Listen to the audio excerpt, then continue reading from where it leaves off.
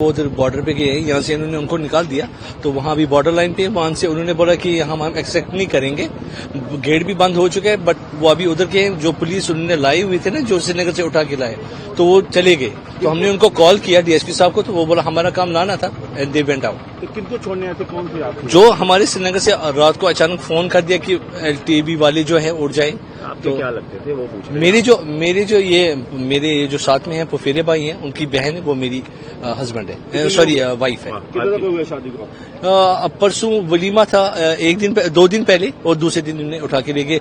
रात में no time को पैकिंग का टाइम भी नहीं दिया और देकर चले गए। उनका पासपोर्ट सब कुछ है, अल्हम्दुलिल्लाह सब कुछ है। ये पासपोर्ट भी है, वीजा भी है, सब डॉक्यूमेंटेशन है, फुल कंप्लीट है।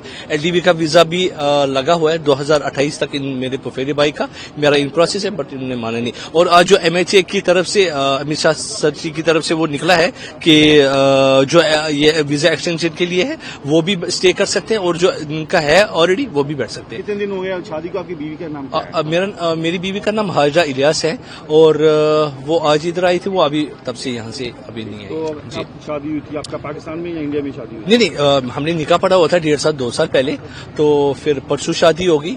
तो जब मैंने दुल्हन को लाया, तो दूसरे दिन मम्मी ने भी अभी देखा नहीं है दुल्हन को, इतना वो कर दिया, तो दूसरे दिन क्या बता के उनको यहाँ लाया गया? क्या हालात कैसे? हालात तो ठीक थे, हालात तो बिल्कुल एब्सोल्युटली ठीक थे। मेरे जो फुफेरे भाई हैं, उनकी जो बहन है, पिछले 20-30 साल से चल रहे हैं, ऐसा तो कोई मसला नहीं। आज अप्रैल अचानक समझ नहीं आ रहा कि चलो भाई चलो उठो शाम को रात को हर किसी को ले गए। और फिर अभी भी कश्मीर में बहुत से पाकिस्तान सिटीजन है, उनको नहीं लिया गया, और हमारे को इनको रात को डिमांड ये करते हैं कि उनको अच्छे से, जैसे पिछले बहुत से सालों से अच्छी तरीके से रहने देते वैसे, और जैसे हम इंडियन सिटीजन हैं यहाँ के, वैसे वो जैसे जस्टिस हो कि ये जुल्माना हरकत न हो। मैं श्रीनगर से आया हूँ। ये देखिए, ये लड़का है, इसका हमने 2 साल पहले निकाह पढ़ा है, डॉक्यूमेंट जज से तस्दीक है। हम वीजा का वेट करते, लड़की आएगी, हम फंक्शन करेंगे। लड़की आई 12 तारीख को, हमने अब फंक्शन की तैयारी की। हम 27 और 28 को हमारे घर पे फंक्शन है। 24 को अनाउंसमेंट होती है कि सब पाकिस्तानी वापस चले जाए।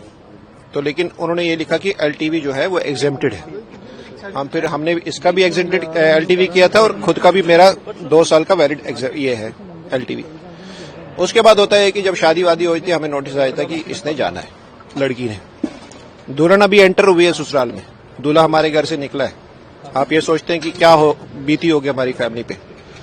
उसको हम लेके आए, मोटिवेट किया, भाई कोई नहीं, अभी तुम चले जाओ, हम कोई भी ऑब्जेक्ट नहीं करेंगे, हम इलीगल नहीं रहेंगे। तुम अभी जाओगी, हम वीजा ले लेंगे, 2 महीने बाद 3 महीने बाद फिर आ जाना, कोई टेंशन नहीं। लेकिन जो लड़का है, इसने सपोर्ट किया, इसने कहा मैं भी कोई इलीगली नहीं रुकाऊंगा इसको। जब नोटिस आ गया कि हम जाएंगे, हमारे घर के बाहर पुलिस आती है, वो भी हमारे से कोऑपरेट करती है। वो कहती है ठीक है, हम आपका दुख समझ सकते हैं, लेकिन ऑफिशियली नोटिफिकेशन है, आपने जाना है। हम अभी पैकिंग कर रहे हैं। 10 मिनट बाद मुझे दूसरा बंदा बोल रहा है कि आपकी बीवी और बच्चे भी इसमें हैं। मैंने कहा सर नोटिस? बोला नोटिस कोई नहीं, आपका नाम आ चुका है। मैंने कहा तो लाखों की क्वांटिटी में एलटीवी वाले रह रहे हैं, मेरी बीवी बच्चे, आप देखिए एक ही घर में से आप 8 बंदे निकाल दोगे, सिर्फ रह गए मेरे फादर और मैं, हम अकेले क्या करेंगे? हमारी कोई गलती तो नहीं, या तो हमने कोई डॉक्यूमेंटेशन पेंडिंग रखी हो, मेरा वीजा एक्सपायर हो। फाइनली इन्होंने कहा कि आप चलिए, आपका हम वाघा बॉर्डर पे देखेंगे। सेटिस्फेक्शन ये है कि कम से कम इसकी बीवी रुक जाएगी, और मेरी बीवी बच्चे तो वो तो लीगली रह रहे हैं, क्योंकि उसने मैट्रिक यहाँ पे किया, बच्चों ने अभी पढ़ रहे हैं। बीवी मेरी 6 साल से रह रही है, कोई इशू नहीं है, टाइमली वो वीजा एक्सटेंड कर रही है, आती जाती है पाकिस्तान। उसके बाद होता है कि हमें सिक्योरिटी में लाया जाता है, 3 बसों में काफी लोग आते हैं विद सिक्योरिटी। वाइफ मेरी जब इधर पहुंची है गेट पे, इसको बाई हैंड वहां पे एग्जिट दे दिया गया, जो कि हमें श्रीनगर वालों ने नहीं दिया था। इनको बोला आप अंदर जाओ।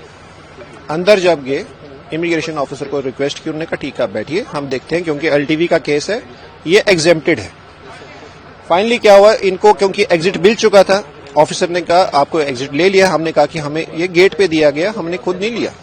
तो हुआ ये कि हमने भी कोऑपरेट किया। मैंने कहा वाइफ को कोई बात नहीं, तुम भी चली जाओ, बच्चों को भी ले जाओ, कोई नहीं है, तो मेरे लिए मैं अकेला हूं। मैंने कहा कोई नहीं, तुम कुछ मत करो, ऑब्जेक्ट मत करो, तुम जाओ, तुम 2 महीने बाद 3 महीने बाद फिर सिचुएशन ठीक हो जाएगी, आ जाना।